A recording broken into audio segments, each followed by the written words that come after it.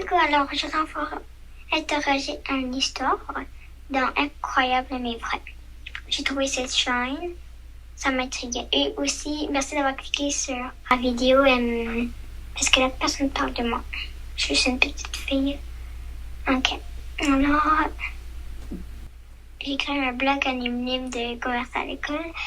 Il est un geek, il n'a pas d'amis. Je suis la fille de... Oh my god. Il y a beaucoup d'histoires. Mariée 3 fois à 19 ans. C'est fou. Mon père a installé une caméra secrète dans la maison pour... Mon père m'a fait manger des insectes. Bon, je vais cliquer sur... Mon père me fait manger des insectes.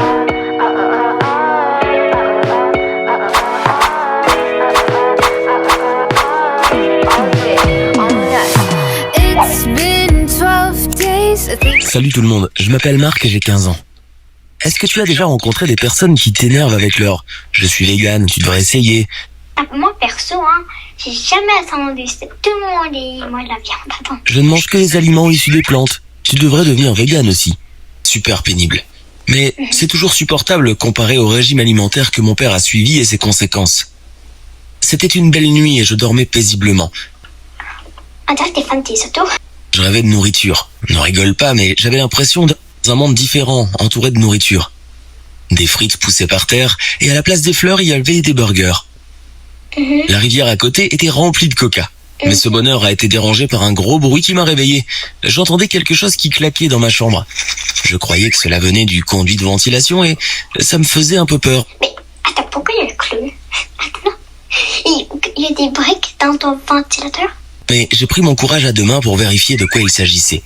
J'ai regardé à travers la grille et un énorme cri T'es un chat maintenant. Il m'a un chat.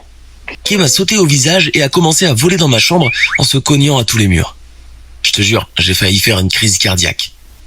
J'espérais être en plein cauchemar et me réveiller dans le monde des fleurs de burgers, mais non, c'était ma réalité. Plusieurs insectes en faisaient partie depuis quelques mois. Ils sont géants? Tout a débuté quand mon père a commencé à avoir des problèmes de santé. Je m'attendais à ce que ça arrive.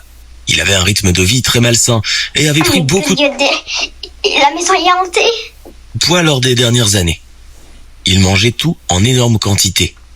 Par exemple, il pouvait ingurgiter un énorme seau d'ailes de poulet en quelques minutes. Donc quand ces problèmes ont... Il mange la balange aussi.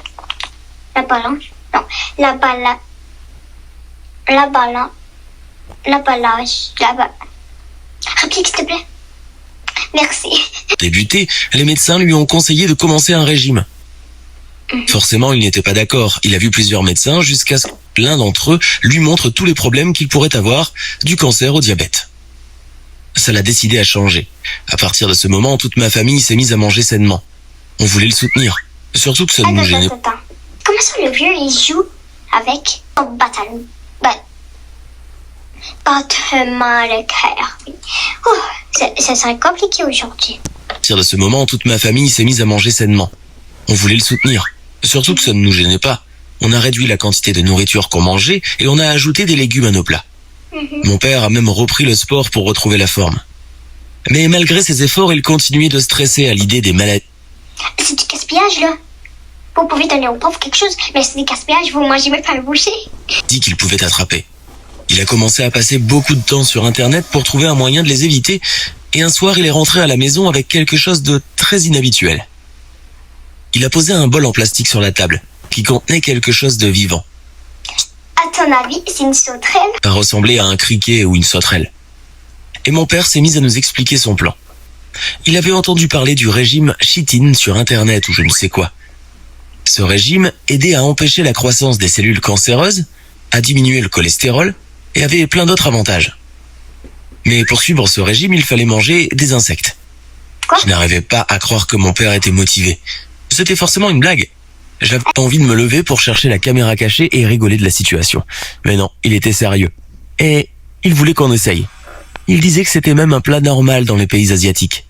Ma mère et moi avons accepté de tester cette nourriture exotique et d'y réfléchir ensuite. Et papa a commencé à cuisiner. Une demi-heure plus tard, une assiette remplie de 2 sauterelles était devant moi. Les épices sentaient vraiment bon et me donnaient faim, mais l'aspect du plat était répugnant. J'ai pris la sauterelle dans la main et je me suis préparé à croquer dedans.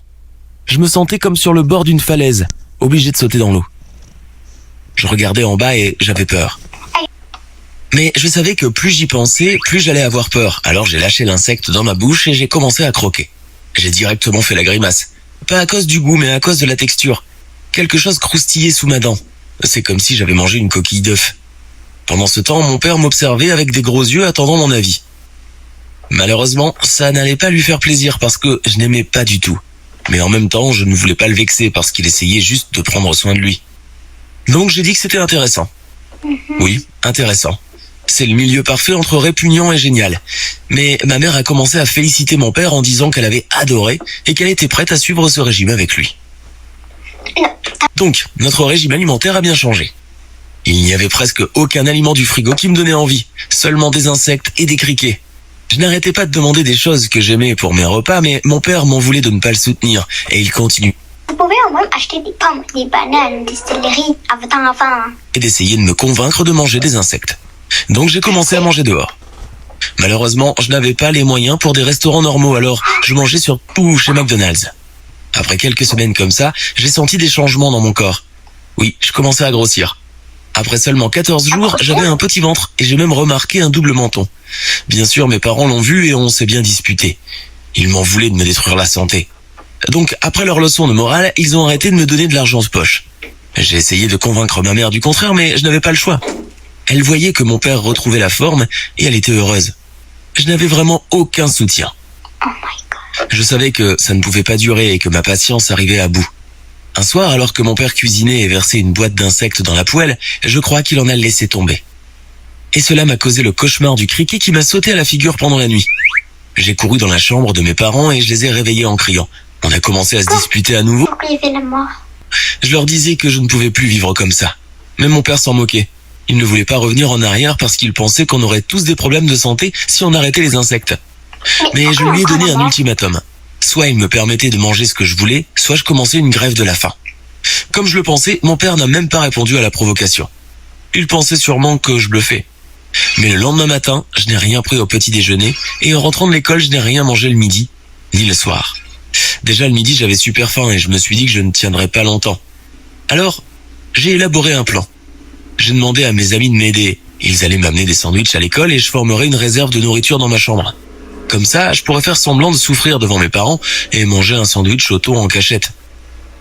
Après Oui, quelques mais jours, là, si tu as un mois sans manger, là, il va se soucier parce que là, tu seras net ils vont penser. j'ai compris que je pourrais gagner. Ma mère ne pouvait pas juste regarder son fils s'affamer, alors elle a aussi commencé à m'aider. Elle commençait à en avoir marre de manger des insectes et voulait changer. Mais elle avait peur de le dire à mon père pour ne pas l'énerver. Mais j'étais le héros qui pourrait tout changer. Et oui, tous les héros ne portent pas forcément de cape. Certains d'entre eux s'affament. Mais mon plan n'était pas parfait parce que je devais perdre du poids pour être cohérent. Ce qui n'arrivait pas vu que je mangeais le soir. Une semaine plus tard, mon père a compris que je piégeais et il s'est introduit dans ma chambre pour la fouiller. Malheureusement, il a trouvé ma nourriture. Il est entré en crise et nous a crié dessus avec maman. Son régime le rendait complètement fou et il ne voulait pas mettre de l'eau dans son vin. Mais je ne voulais pas non plus manger d'insectes, donc à partir de ce moment-là, j'ai vraiment commencé une grève de la faim. Cette fois, je ne pouvais vraiment pas tricher. Mon père fouillait ma chambre et mon sac 2 fois par jour. Donc je ne mangeais qu'à l'école quand mes amis m'apportaient quelque chose. Les résultats se sont vus au bout de la première semaine. Ma peau était blanche, j'avais des poches sous les yeux et j'avais constamment mal au ventre. Et il n'arrêtait pas de gargouiller comme s'il y avait une tempête dans mon ventre. J'avais aussi perdu du poids, mais c'était la pire des manières de perdre du poids, alors ne fais surtout pas ça. J'allais abandonner et manger ces foutus insectes, mais quelque chose de grave est arrivé. J'étais assis en classe, à attendre la sonnerie, pour enfin aller à la cafétéria manger quelque chose, mais je me sentais vraiment malade et très très faible. Quand je me suis levé de ma chaise, Coronavirus, t'es malade, ça veut dire qu'il va travailler à la maison et tu vas pas manger. Pas l'histoire. tout est devenu noir et je ne me souviens pas de la suite, j'ai perdu connaissance en cours.